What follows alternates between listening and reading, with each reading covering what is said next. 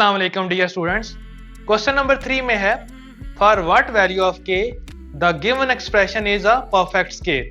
तो सबसे पहले हम परफेक्ट स्केयर को समझते हैं। ये आपने क्वेश्चन के अंदर नोट नहीं करना, जस्ट समझाने के लिए। फॉर एग्जांपल हम एक परफेक्ट स्केयर ले लेते हैं x+1 का होल स्केयर। तो ये एक परफेक्ट स्केयर है। तो परफेक्ट स्केयर का मतलब है कि उसका होल स्केयर लिया जा सके। तो बेसिकली ये क्वाड्रेटिक इक्वेशन है, लेकिन ये एक मुकम्मल स्केयर यानी कि परफेक्ट स्केयर है। तो इसको हम लिख सकते हैं x+1 दो दफ़ा। तो एक दफ़ा x+1 इक्वल्स टू 0, फिर x+1 इक्वल्स टू 0 क्योंकि दो का प्रोडक्ट 0 है। तो x की वैल्यू एक निकलेगी -1, दूसरी भी निकलेगी -1। दोनों रूट्स इक्वल हैं। इसका मतलब है कि जब दोनों रूट्स इक्वल आए तो हम डिस्क्रिमिनेंट कहते थे कि 0 डिस्क्रिमिनेंट है तब रूट्स आपस में इक्वल निकलते हैं। तो इसका मतलब ये हुआ जब भी हमारे पास एक परफेक्ट स्केयर आएगा तो उसके रूट्स इक्वल मीन उसका डिस्क्रिमिनेंट 0, या इन अदर वर्ड्स इसको, ये परफेक्ट स्केयर है, इसको ओपन करें तो आ जाता है x² + 2, a की जगह x है, b की जगह 1 है, 2ab यानी कि 2x बनता है, +1 का स्केयर 1 इक्वल्स टू 0। तो इसमें a 1 है, b 2 है, c 1 है। तो इसमें डिस्क्रिमिनेंट मालूम करें, b² -4ac, b की जगह 2 का स्केयर -4, a की जगह 1, c की जगह भी 1, 2 का स्केयर 4 -4 इक्वल्स टू 0। तो देखें जब एक परफेक्ट स्केयर था तो डिस्क्रिमिनेंट 0 आ गया। सो आपने फ्यूचर में ये याद रखना है कि जब भी कोई एक्सप्रेशन परफेक्ट स्केयर होगी तो हम डिस्क्रिमिनेंट को 0 ले लेंगे, या जब परफेक्ट स्केयर आ जाती है कोई भी एक्सप्रेशन, उसके जो दोनों रूट्स हैं वो इक्वल रूट्स हैं। यानी कि इक्वल रूट्स का मतलब है डिस्क्रिमिनेंट 0 और डिस्क्रिमिनेंट 0 का मतलब है equal roots.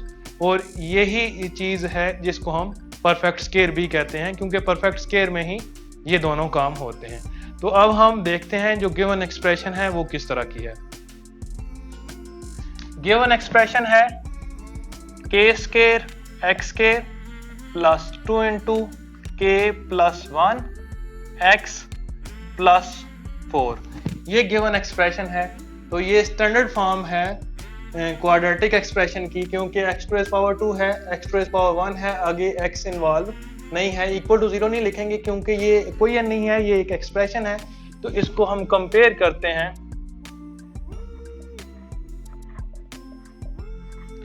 ax² + bx + c के साथ। यहाँ पर भी हम एक क्वाड्रेटिक एक्सप्रेशन लिखेंगे, इक्वल्स टू 0 नहीं लिखेंगे क्योंकि यहाँ पर भी एक्सप्रेशन थी, तो यहाँ पर भी एक्सप्रेशन ही आएगी। x² के साथ a है, यहाँ पर x² के साथ k² है, तो a आ जाएगा k², b आ जाएगा हमारे पास x के साथ है 2 × k + 1, और c हमारे पास आ जाएगा 4। अब हम पहले डिस्कस कर चुके हैं कि परफेक्ट स्केयर के लिए डिस्क्रिमिनेंट को हम 0 लिखेंगे।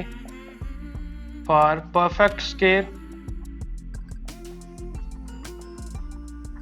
स्केयर आ जाए या इक्वल रूट्स आ जाए तो हम डिस्क्रिमिनेंट को 0 लिखते हैं।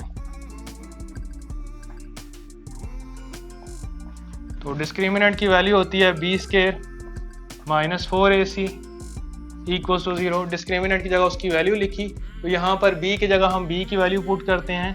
b की वैल्यू है 2 × k + 1 ऑन होल स्केयर लिखेंगे, -4 a की जगह है k² और c की जगह है 4 इक्वल्स टू 0। तो स्केयर अंदर आएगा तो 2 का स्केयर 4 बन जाएगा, 4 × k + 1 का होल स्केयर, माइनस यहाँ पर 4 को 4 से मल्टीप्लाई किया, 16 k² इज इक्वल टू 0।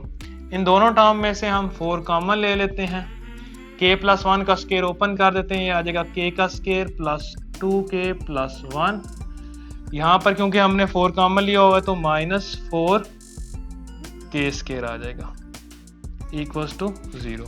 अब दो टर्म्स को प्रोडक्ट 0 है तो इसका मतलब है 4 तो 0 नहीं हो सकता, ये वाली एक्सप्रेशन 0 होगी। ये एक्सप्रेशन बनती है प्लस का k² माइनस का 4k² -3k² और साथ में +2k है और फिर +1 है, ये इक्वल्स टू 0 होगा। तो क्योंकि शुरू में नेगेटिव है तो हम नेगेटिव साइन रिमूव कर देते हैं, 3k² minus 2k minus 1 equals to 0। जब शुरू में माइनस हो तो ये माइनस रिमूव करने के लिए पूरी इक्वेशन के साइन चेंज करने पड़ते हैं। अब ये इक्वेशन क्वाड्रेटिक इन k है, तो यहाँ पर चाहे तो इस पर आप क्वाड्रेटिक फार्मूला लगा लें, चाहे इसको फैक्टराइज कर लें। तो फैक्टराइज करते हैं, प्लस का 3k² है और ये -1 है, इनको मल्टीप्लाई किया जाए तो -3k² बनता है। तो -2k को हम लिख सकते हैं -3k प्लस 1k। अब फर्स्ट टू टर्म में से 3k कॉमन आएगा तो ब्रैकेट में आ जाएगा k -1। इन दो टर्म में से +1 कॉमन आएगा, ब्रैकेट में आ जाएगा k -1 इक्वल्स टू 0। तो k -1 कॉमन ले लेते हैं, ब्रैकेट में आ जाएगा 3k प्लस 1 इक्वल्स टू 0। तो एक दफ़ा k -1 इक्वल्स टू 0, एक दफ़ा 3k प्लस 1 इक्वल्स टू 0। तो k की एक वैल्यू 1 निकली और दूसरी 3k इज इक्वल टू -1, तो k की दूसरी वैल्यू आ जाएगी -1/3। तो k की इन दो वैल्यूज़ के लिए ये जो गिवन एक्सप्रेशन है ये एक परफेक्ट स्क्वायर बनेगी। तो इस तरह हमने इस क्वेश्चन को भी कंप्लीट कर लिया।